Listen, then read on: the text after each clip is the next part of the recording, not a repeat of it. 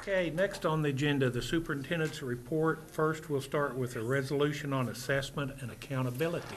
I'm going to read to you the resolution that appears in your agenda and that hopefully the board will vote to adopt tonight. Kind of the history of this is the Oklahoma PTA group got together. They have a state conference every year, and in those conferences they pass resolutions.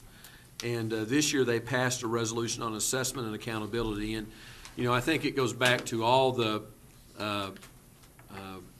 attention that assessment got last year at the legislature. You remember we had our initial implementation of the third grade retention law, which was met with a lot of resistance across the state, especially by parents and teachers. If you remember the history, that is the legislature passed a new law, the governor vetoed it, and then the legislature overrode her veto. At the same time, we had the whole issue of Common Core, and I think that as I talked to educators, their concern with Common Core was the assessment part of Common Core. And then we've had the rollout of the teacher leadership effectiveness model, which has another board policy that you're going to adopt tonight that has to do with the percentage of student testing or student assessment that is a part of teacher evaluation. So as you look at assessment and you look at accountability and you look at how do you develop an accountability system which is valid and reliable, but also is not taking so much of our time and so much of student learning as the program we have. And now the PTA came up with this resolution, and again I strongly support this and hope the board will support this. So I'm going to read it to you. Whereas all schools and school districts in Oklahoma have been spending growing amounts of time, money, and energy on high-stakes standardized testing to comply with state and federal accountability systems, in which student performance on standardized tests is inappropriately used to measure individual student progress, school and district success, and teacher effectiveness, which undermines education quality and equity in U.S. public schools by hampering educators' efforts to focus on the broad range of learning experiences that promote the innovative creativity and problem-solving, collaboration, communication, critical thinking, and deep subject matter knowledge that will allow students to thrive in a democracy and an increasingly global society and economy. And whereas an accountability system should include multiple indicators of education quality, and whereas assessment should not be used for high-stakes determination such as grade promotion or graduation, therefore be it resolved that the Ponca City Board of Education calls for the state of Oklahoma to re-examine public school accountability systems in our state and develop a system based on multiple forms of assessment and evaluation, which does not require extensive standardized testing, more accurately reflects the broad range of student learning, and is used to support students and improve schools. And be it resolved that the Ponca City Board of Education calls for a moratorium on policies that force Oklahoma's state public schools to rely on high-stakes testing due to the fact there is no convincing evidence that the pressure associated with high-stakes testing leads to any important benefits to student achievement. And be it resolved that the state of Oklahoma uses inclusive practices of assessment design that include teacher and administrators and engages the college and university academic community, resulting in the development of tests that effectively measure each district's progress in helping students meet state standards using their own locally developed curricular, and will provide practitioners with data that can be used to improve teaching and learning. And be it resolved that the Ponca City Board of Education calls to eliminate any requirement that teacher evaluations be based on Oklahoma State assessments, and to develop a system of teacher evaluation which does not require extensive standardized testing and requires districts to document that their teacher evaluation process assess the progress of each teachers in meeting the Oklahoma State standards using multiple measures of teaching performance. That's the resolution, and I'll be more than happy to answer any questions that any board member may have about this. This is pretty much being universally accepted by most school boards. You know, I think you're seeing that this momentum is growing across the state. Already, Union, Jinx, Broken Arrow, Owasso, Sand Springs, Tulsa Public Schools, Sapulpa, Bartlesville, Schools that we consider to be our peer schools have already adopted this resolution. I'm not sure about what's going on in the Oklahoma City area, though I anticipate that they're doing the same kinds of things. I think it all, there are two purposes for this in my opinion. First, that the assessment battle is not over. The third grade retention law that was passed last year just lasts for 2 years. And then the rules that were in place before go back into place. So we still need a permanent fix on third grade retention. So that's number one. Number two, this is the year that TLE, that the use of teacher assessment, teacher test scores and assessment, is it the 2016 evaluation or the 2000? 15-16. So the tests that we take this year are a part of teacher evaluation for the 2015-16 school year. So that all comes into play. So we have lots of things coming to head right now, and for us to put a stop to that, or to at least take a pause in that, the Oklahoma legislature is going to have to do that this session, or these things are going to go into place. And again, it's as we've talked earlier about child nutrition. These are not necessarily bad ideas, but they're bad ideas when they're implemented on a state level, where you don't have lots of local input into how those decisions are made and how those things work. I personally think there's a role in student assessment in teacher evaluation, but I don't believe it's with a criterion referenced or a norm reference test. But that's not the models that we're using right now. And so we need to have, in my opinion, broad goals set by the state and federal government, and then allow the local school district, the Board of Education, to act on recommendations brought by the administration, built upon discussions with parents and teachers. And that's what this resolution basically asks for. You referenced another item that you're going to talk about on the components of the TLE for the teachers. How does this interplay with that resolution? Well, or document? We have a new board policy that you're going to be asked to adopt later that Shelley will talk about, but it establishes the parts of, Shelley, help me out here, is this the AMO or the? When we go into full effect in 15-16, for the teacher evaluation score, 50% is qualitative or based on the evaluation. 50% is quantitative based on student academic growth. We have a policy in place on 15% of the 50% quantitative, which is our OAM policy, which is other academic measures. The other 35% of the 50% of the quantitative is either based on value-added results, which are based on state testing results, or student learning objectives that the teachers will write who don't have a value-added result. So this is SLOs, is the new little phrase we've Correct. picked up the last couple of weeks. And then, So will this supersede that, the No. 35%? Or leave the teacher the option to write? what they all want? this does is ask the legislature to basically suspend that 50% of the teacher That evaluation. we're getting ready to say we need to do. But we need to do. We Correct. still have to adopt this policy because we're required by state law to have it in effect for teachers for the 14-15 school year. So what we're saying, with this resolution, we want to stop what we're getting ready to approve. Right. Okay, that's what. We want to re-examine and rethink what we're doing. So how is the new superintendent, state superintendent gonna Well, deliver? What direction? I mean, you don't ever know. I mean, the campaign's over, so, Right. we don't know. I know that what Joy Hoffmeister has said is that we can't do too much too fast.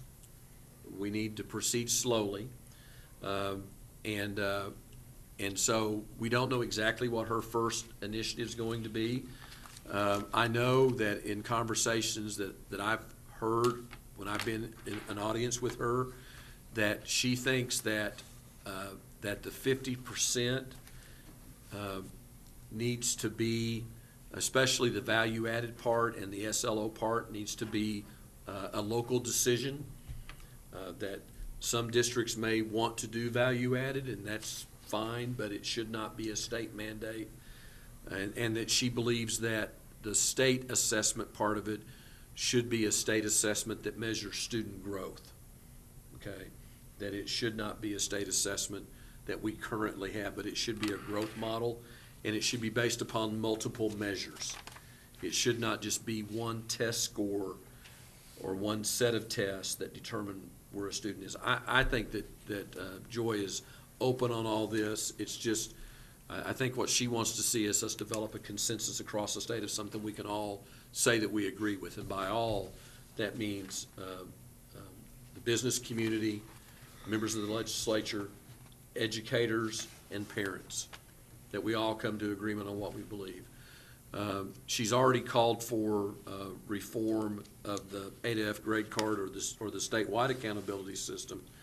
And she was quoted in an article today talking about a desire to bring the researchers from OU and OSU together to develop an accountability system for the state. And she is opposed to third grade retention. I mean, she was very public about that last year. So. Haley, I told you we'd talk about this after a while, didn't it? Yeah, I feel like I should have talked now. We support it. Any other questions on this resolution? We've got an item 7.5. Do we want to just go ahead and jump 7.5 for the vote, or wait and vote? Huh? We can just do it then. Wait and do it then? Yeah. Okay. And then the other thing, just, the election results, we have a new state superintendent. It's going to take place, going to take office January 6th, I believe. She has put a transition team together. And if you look at that transition team, I think you'll see it has a mixture of large and small and medium-sized school superintendents. Urban and rural are involved. She has the former State Secretary of Education, Phyllis Hudecki, plus former State Superintendent Sandy Garrett. Has some people from the business community and some state board members. So it's a pretty diverse group. I think they're going to have some very interesting conversations. I think that, again, what I liked about Joy Hoffmeister is I felt like she was inclusive, that she was somebody who would listen, gather ideas, would move slowly.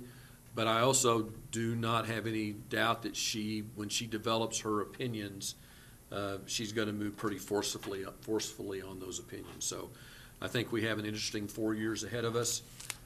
I don't know what they're going to be like. They're going to be a lot better than the last 4 years have been. I can predict that. So. Could be worse. Huh? Could they be worse? They could have been worse. We could have reelected who was currently in that job. Oh, And then from attendance standpoint, just to let you know, as we look at our November numbers, we're about 20 kids less than what we wore November 1st, 2013. So our numbers are stabilizing, if not increasing a little bit over what they were in October. And that's all I have. Anybody have a question for Superintendent? Moving right along, we'll go to the consent calendar. I've looked it over, and I assume all the board members have. Motion to approve. With that, I'd accept a motion to approve it. Yes. Second. Motion from Don, second from Judy.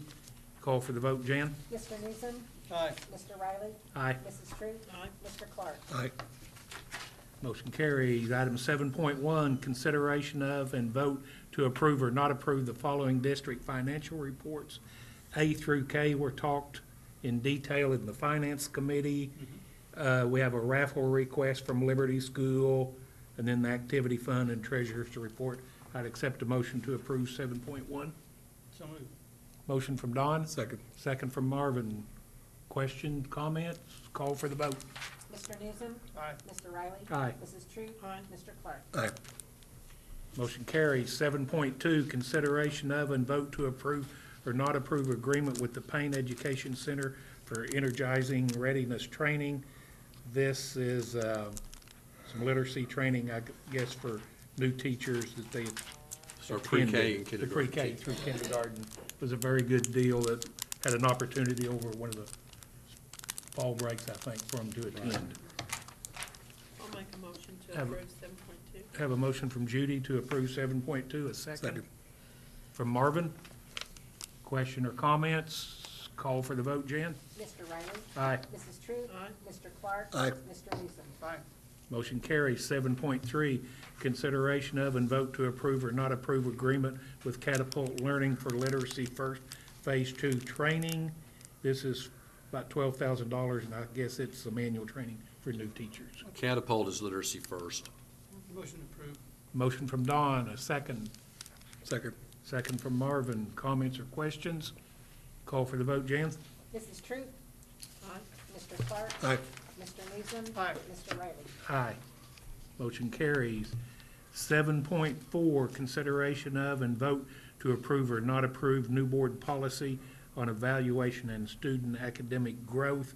I think this is the one we just talked about, Right. that we pretty much will need to approve it to meet the state laws. Yeah, it's one of those things that, you know, from an administrative standpoint, if we did this ourselves, we would do it differently than the state law requires us to do it, if we did it at all. But, you know, it's one of those things that we all rose our hands and said that we would abide by the laws of the state of Oklahoma and the Constitution of the United States. And so this is state law, and we're required to have this adopted before January 1st of 2015. So we just, and again, I think we're gonna see change. You know, my personal hope is that we'll get a moratorium on this, that the TLE Commission will decide we're not ready to implement this part of it. I know there's gonna be some discussions along those lines. Part of the problem is the TLE Commission hasn't met in, I think, the last 4 months, and so it's just kind of interesting. It's nationwide, you know, almost everybody adopted these same kind of programs at the same time, and everybody's in the same boat. They're all delaying, they're all putting off, they're all backing off because they found that it's just, again, sounds good, looks good on paper, but when you try to implement it, it's very, very difficult. I'll make a motion to approve 7.4. Motion from Judy, Second. second from Don. Comments or questions? Call for the vote. Mr. Clark? Aye. Mr. Newsom? Aye. Mr. Riley? Aye. Mrs. True? Aye. 7.5, consideration of and vote to approve or not approve the resolution that Dr. Pennington read on assessment and Move approval. accountability. Have a motion from Don to approve. Second. Second from Marvin. Comments or questions? Call for the vote. Mr. Newsom? Aye. Mr. Riley? Aye. Mrs. True? Aye. Mr. Clark? Aye. 7.6, consideration of and vote to approve or not approve setting the date, time, and location for the 2015 board meeting dates. We're asking that they again be on the second Monday of each month at 6 p.m. Move for approval. Have a motion from Don to approve. A second. Second from Judy. Comments or questions? What Call for the about vote. changing the location? When we get into the new building, we will send another document over to the county election board and, Okay. and we'll do that. Or our county clerk, I guess, is who gets it. Good point. I don't trust when they tell us we're gonna be in. That's you, Brett. Enough to put it in writing. It's you, Brett. Call for the vote, Jan? Mr. Newsom? Aye. Mr. Riley? Aye. Mrs. True? Aye. Mr. Clark? Aye. Motion carries. 7.7, consideration of and vote to approve or not approve the 2014 and 15 Ponca City Public School District and Site Improvement Title I plans. I personally looked at them. I want to compliment Terry and all the Yeah. principals for the job they did putting those together. Good There is job. a lot of data out There's there. a lot in You there. could spend a lot of time looking at those. I make a motion to approve it. A second. Motion from Don to approve, second from Judy. Comments, questions? Call for the vote. Mr. Riley? Aye. Mrs. True? Aye. Mr. Clark? Aye. Mr. Newsom? Aye. Motion carries. 7.8, consideration of and vote to approve or not approve the 2014-2015 Gifted Advisory Committee. It was on page 94 of your handout, a list of the attendees. Do I have a motion to approve? I'll make a motion to approve 7.8. Motion from Judy, a second. Second. Second from Marvin. Comments or questions? Call for the vote. Mrs. True? Aye. Mr. Clark? Aye. Mr. Newsom? Aye. Mr. Riley? Aye, motion carries. 7.9, consideration of and vote to approve or not approve the 2015 15 gifted education plan. Again, I looked at it. It was a nice plan. Anybody have any questions for Doug? Doug's still here? Motion to approve it. Motion to approve from Don. Second Second. from Marvin. Comments or questions? Call for the vote. Mr. Clark? Aye. Mr. Newsom? Aye. Mr. Riley? Aye. Mrs. Troop? Motion carries. 7.1, consideration vote to approve or not approve following change orders. These were discussed in the property committee. One is for the Lincoln, as part of the Lincoln re-roof.